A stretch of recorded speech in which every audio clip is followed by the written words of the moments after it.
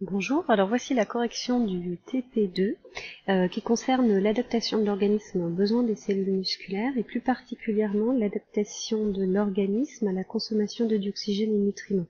Alors dans cette correction, je ne reprendrai que la partie l'organisme adapte sa consommation de dioxygène. La première partie, on vous demandait de rédiger une stratégie pour montrer que l'organisme adapte son activité respiratoire à l'effort.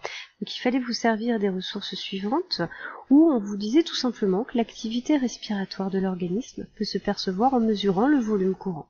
Donc il suffit d'aller enregistrer le volume courant à l'effort et au repos et de regarder s'il varie. Alors ensuite vous aviez évidemment une suite de définitions pour comprendre ce qu'était le volume courant. Donc le volume courant, c'est le volume d'air mis en mouvement au cours d'une inspiration et d'une expiration.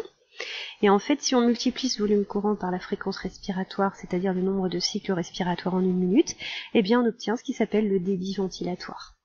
Autrement dit, pour calculer le volume courant, je vais diviser mon débit ventilatoire par ma fréquence respiratoire. Et donc, je compare ce volume courant à l'effort et au repos. Donc je mesure la fréquence respiratoire, donc d'inspiration et d'expiration d'une minute. Je mesure le débit ventilatoire, ça c'est l'hexao qui va me le faire, et j'en déduirai le volume courant. Réponse attendue, si le volume courant à l'effort est supérieur au volume courant au repos, eh bien cela signifie que l'organisme adapte son activité respiratoire à l'effort.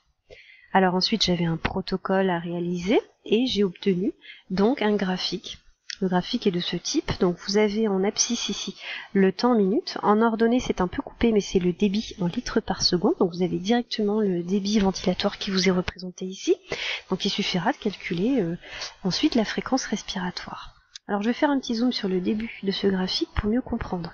J'ai mis ici en rouge l'inspiration et en vert l'expiration. Il suffisait de regarder l'élève cobaye réaliser ses mouvements respiratoires. Dans mes ressources, on me dit qu'un cycle respiratoire comprend une inspiration et une expiration. Autrement dit, mon ensemble formé par mon trait rouge et mon trait vert, c'est un cycle respiratoire. Donc ensuite, je vais calculer ma fréquence respiratoire, puisque ma fréquence respiratoire, c'est le nombre de cycles respiratoires en une minute. Je reviens à mon graphique. J'ai indiqué ici que les 30 premières secondes, c'était le repos. Mon marqueur marquait le début de l'effort, et mon deuxième marqueur, la fin de l'effort. Donc ensuite, c'était la phase de récupération, qui ne m'intéressera pas pour les calculs.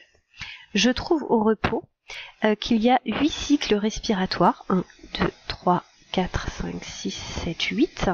et que ces 8 cycles respiratoires ont été faits en 30 secondes. Lors de mon effort, il y a eu 22 cycles respiratoires pendant une minute. Ma fréquence respiratoire au repos est donc de 16 cycles par minute, et à l'effort, de 22 cycles par minute. J'ai donc calculé ma fréquence respiratoire. Il me reste à calculer le débit ventilatoire. Le débit ventilatoire, volume d'air expiré ou inspiré par les poumons en une minute. Je regarde sur mon graphique. Si je prends par exemple cette inspiration, je vais avoir tout ce débit lors de mon inspiration. Donc ça correspond à peu près ici en unité de 2 litres par seconde. Donc au repos, j'ai un débit ventilatoire de 2 litres par seconde. Je fais la même chose à l'effort. Je trouve un débit ventilatoire d'à peu près 4 litres par seconde sur ce graphique. Je vais reporter toutes mes valeurs dans un tableau. J'ai reporté ici ma fréquence respiratoire au repos et à l'effort, c'est en nombre de cycles respiratoires par minute, et mon débit ventilatoire au repos et à l'effort est exprimé en litres par seconde. Donc je vais devoir convertir mon débit ventilatoire en litres par minute. Il suffit de multiplier ce débit ventilatoire par 60. J'obtiens ici la valeur qui est présente dans cette colonne. Et ensuite, il suffit de calculer le volume courant en divisant le débit ventilatoire en litres par minute par la fréquence respiratoire en nombre de cycles respiratoires par minute. J'obtiendrai un volume courant en litres. Donc lorsque je fais ce calcul, je trouve 7,5 litres au repos. Donc je vais faire entrer dans mon corps 7,5 litres au repos. Et à l'effort, je vais faire entrer dans mon corps à chaque inspiration 10,9 litres d'air. J'ai bien mon volume d'air mis en mouvement au cours d'une inspiration, qui est plus important à l'effort qu'au repos, donc j'ai bien mon corps qui adapte son activité respiratoire à l'effort. Ce qu'il fallait que je démontre. Merci.